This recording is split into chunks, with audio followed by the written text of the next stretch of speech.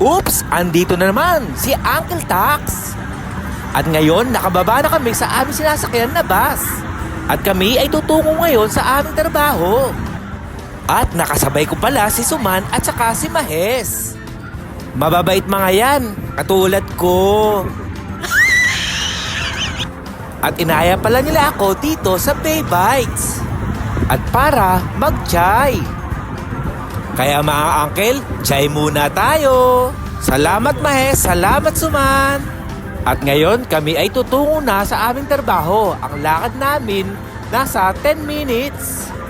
Kaya ngayon, andito na ngayon ako sa aking trabaho.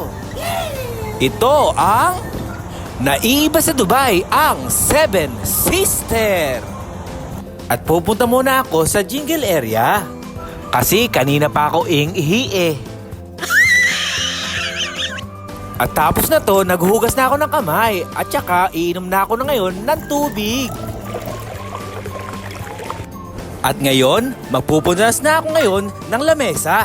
Ganito lang lagi ginagawa ko. Puna sa labas, puna sa loob. Ito dapat lagi malinis. At pagkayari nito, magre-refill ngayon ako ng soya at salt and pepper. At pagkayari naman ito, ako ay maglalagay na ng lamp. Para umilaw ang buhay, parang ikaw. At pagkayari nito, magbibihis na ako kasi pamaya-maya kakain na kami.